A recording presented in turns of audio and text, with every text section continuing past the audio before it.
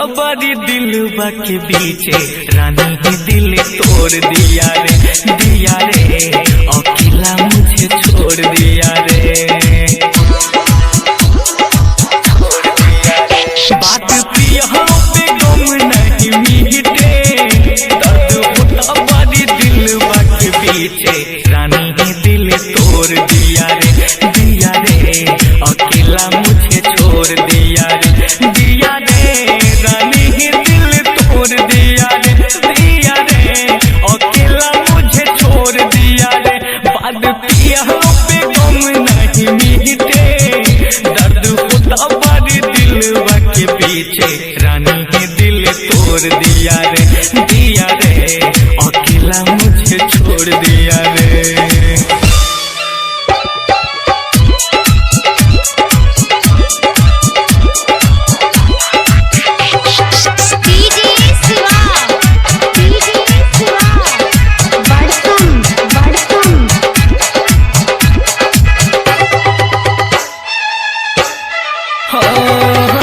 प्यार की बातें करते थे हमसे भींगी भींगी रातों में।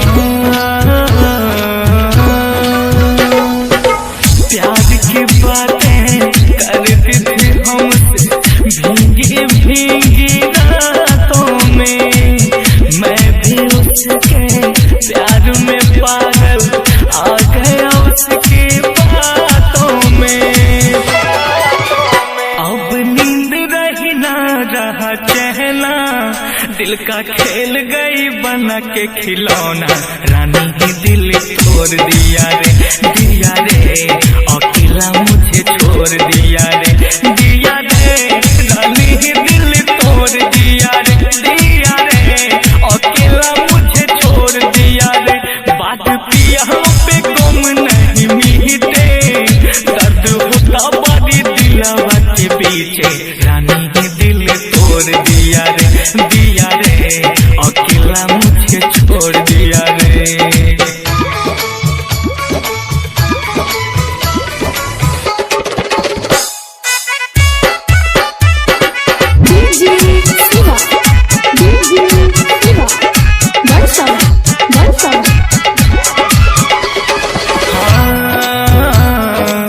खून के आंसू उसने रुलाया जिसको हंसना मैंने सिखाया।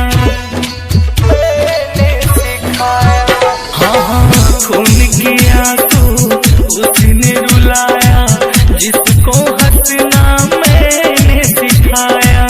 दिल को लगाना इस दुनिया में आज मुझको उसने बताया।